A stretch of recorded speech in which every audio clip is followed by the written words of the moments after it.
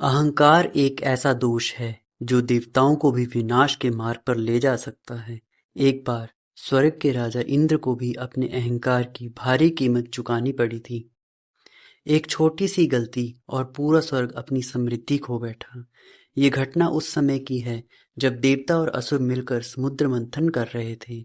मंदराचल पर्वत को मंथने के लिए प्रयोग किया गया, लेकिन वह बार बार समुद्र में डूब जाता था। तब भगवान विष्णु ने कूर्म अवतार धारण किया और अपनी पीठ पर उस पर्वत को संभाल लिया ताकि मंथन सुचारू रूप से चल सके। उसी समय एक और महत्वपूर्ण घटना घटी। भगवान शंकर के अंशावतार महर्षि दुर्वासा, जो अपने तेज और क्रोध के लिए प्रसिद्ध थे, पृथ्वी पर विचरण कर रहे थे। अचानक उनकी दृष्टि एक दिव्य माला पर पड़ी जो अत्यंत सुगंधित और सुंदर थी। ये माला साधारण नहीं थी, इसमें देवी लक्ष्मी का निवास माना जाता था। महर्षि दुर्वासा उस माला को पाकर अत्यंत प्रसन्न हुए। वे उसे लेकर आगे बढ़े और तभी उनकी भेंट स्वर्ग के राजा इंद्र से हुई, जो अपने ऐश्वर्य और वैभव के साथ ऐरावत हाथी पर सवार होकर आ रहे थे। उनके साथ अन्य देवता भी उपस्थित थे। दुर्वासा ने प्रसन्न होकर वह दिव्य माला इंद्र को भेंट कर दी। ये केवल एक उपहार नहीं था, बल्कि सम्मान और आशीर्वाद का प्रतीक था। लेकिन यहीं पर एक बड़ी भूल हो गई। इंद्र अपने वैभव और अहंकार में इतने डूबे हुए थे कि उन्होंने उस माला का सही सम्मान नहीं किया। उन्होंने उसे अपने हाथी ऐरावत के सिर पर रख दिया, जैसे वह कोई साधारण वस्तु हो। ऐरावत, जो उस दिव्य माला की महिमा को नहीं समझ सका, उसने उसे सूंघा और तुरंत जमीन पर गिरा दिया। इतना ही नहीं, उसने उसे अपने पैरों से कुचल भी दिया। ये दृश्य महर्षि दुर्वासा के लिए असहनीय था। ये केवल माला का अपमान नहीं था, बल्कि उस दिव्य शक्ति और आशीर्वाद का भी अनादर था जो उसमें समाहित थी। और यही वह क्षण था जब एक साधारण सी प्रतीत होने वाली गलती एक भयंकर परिणाम की ओर बढ़ने लगी। आगे क्या हुआ, ये जानकर आप भी चौंक जाएंगे। महर्षि दुर्वासा की क्रोध की ज्वाला अब भड़क उठी थी। उनके नेत्र लाल हो गए और उनका स्वर आकाश में गूंज उठा। उन्होंने इंद्र की ओर देखते हुए कहा कि ये केवल एक माला का अपमान नहीं है, बल्कि उस दिव्य शक्ति का अपमान है जो उसमें समाहित थी। उन्होंने स्पष्ट शब्दों में कहा कि इंद्र ने अपने अहंकार में आकर उस पवित्र उपहार का अनादर किया है और इसका परिणाम बहुत भयानक होगा। महर्षि दुर्वासा ने क्रोधित होकर इंद्र को शाप दे दिया कि उनका सारा वैभव, उनकी समृद्धि और उनकी शक्ति नष्ट हो जाएगी। उन्होंने कहा कि जिस लक्ष्मी का निवास उस माला में था, वही लक्ष्मी अब स्वर्ग से चली जाएगी। ये श्राप केवल इंद्र तक सीमित नहीं था, बल्कि पूरे देवलोक पर उसका प्रभाव पड़ने वाला था। श्राप का प्रभाव धीरे धीरे दिखाई देने लगा। स्वर्ग, जो कभी वैभव और समृद्धि का प्रतीक था, अब उजड़ने लगा। वृक्ष सूखने लगे, पुष्प मुरझाने लगे और हर ओर निराशा छा गई। देवताओं की शक्ति क्षीण होने लगी और उनका तेज धीरे धीरे समाप्त होने लगा। इंद्र, जो कभी स्वर्ग के सबसे शक्तिशाली राजा थे, अब चिंतित और दुर्बल हो गए। उनका आत्मविश्वास टूट चुका था। देवताओं के पास अब कोई उपाय नहीं बचा था। वे सभी एकत्रित हुए और इस संकट का समाधान खोजने लगे। उधर असुरों ने जब देवताओं की ये स्थिति देखी, तो उन्होंने तुरंत अवसर का लाभ उठाया। उन्होंने देवताओं पर आक्रमण कर दिया। देवता, जो पहले ही कमजोर हो चुके थे, इस आक्रमण का सामना नहीं कर सके। उन्हें पराजय का सामना करना पड़ा और वे इधर उधर भागने लगे। स्वर्ग पर असुरों का अधिकार हो गया। देवताओं की स्थिति अत्यंत दयनीय हो गई थी। वे अब अपने अस्तित्व को बचाने के लिए संघर्ष कर रहे थे। इस कठिन समय में इंद्र और अन्य देवताओं ने मिलकर ये निर्णय लिया कि उन्हें किसी उच्च शक्ति की शरण में जाना होगा। वे सभी ब्रह्मा जी के पास पहुंचे और अपनी पीड़ा सुनाई। ब्रह्मा जी ने उनकी स्थिति को समझा और उन्हें भगवान विष्णु की शरण में जाने को सुझाव दिया। तब सभी देवता भगवान विष्णु के पास पहुंचे और उनकी स्तुति करने लगे। उन्होंने विनम्रता से प्रार्थना की कि वे उनकी रक्षा करें और इस संकट से उन्हें बाहर निकालें। भगवान विष्णु ने देवताओं की प्रार्थना सुनी और उन्हें एक उपाय बताया।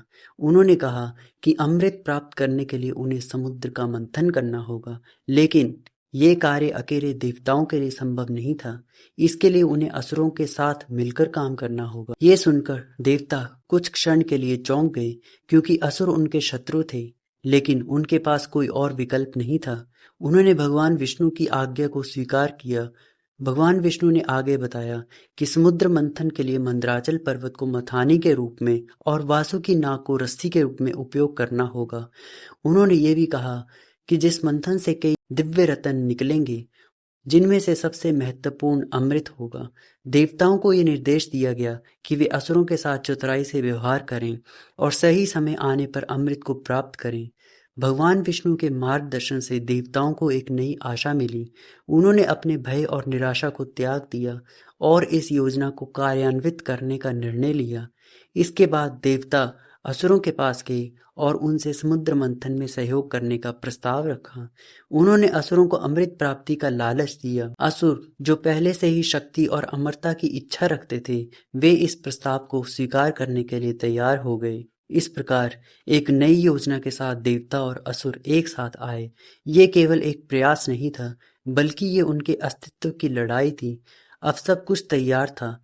एक महान घटना होने वाली थी, जो न केवल देवताओं और असुरों के भाग्य को बदल देगी, बल्कि पूरे संसार के संतुलन को भी प्रभावित करेगी। लेकिन इस मंथन में क्या-क्या निकलेगा और क्या देवता वास्तव में अमृत प्राप्त कर पाएंगे, यही वह रहस्य है जो आगे की कथा में प्रकट होगा। समुद्र मंथन प्रारंभ हो चुका था। देवता और असुर दोनों पूरी शक्ति के साथ मंदराचल पर्वत को घुमा रहे थे, लेकिन अचानक एक बड़ी समस्या सामने आई। मंदराचल पर्वत का कोई आधार नहीं था और वह धीरे धीरे समुद्र में डूबने लगा। जैसे ही पर्वत नीचे जाने लगा, देवताओं और असुरों में घबराहट फैल गई। कई देवता और दैत्य घायल हो गए। उनका उत्साह टूटने लगा। ऐसा लग रहा था कि ये महान प्रयास असफल हो जाएगा। तभी एक दिव्य चमत्कार हुआ। भगवान विष्णु ने एक विशाल कच्छप यानी कूर्म अवतार धारण किया। उनका ये रूप इतना विशाल था कि उनकी पीठ पर पूरा मंदराचल पर्वत स्थिर हो गया। भगवान कूर्म की पीठ पर पर्वत ऐसे टिक गया जैसे किसी मजबूत आधार पर रखा हो। अब मंथन फिर से शुरू हुआ। देवता और असुर पूरी शक्ति के साथ वासुकी नाग को पकड़कर मंथन करने लगे। मंदराचल पर्वत तेजी से घूमने लगा। समुद्र में हलचल बढ़ गई। लहरें ऊंची उठने लगी। ये दृश्य अद्भुत और भव्य था। भगवान कूर्म इस पूरे मंथन को अपनी पीठ पर सहजता से संभाल रहे थे। ऐसा प्रतीत होता था मानो ये सब उनके लिए एक खेल हो। उनकी स्थिरता और शक्ति ने इस असंभव कार्य को संभव बना दिया। धीरे धीरे मंथन के परिणाम सामने आने लगे।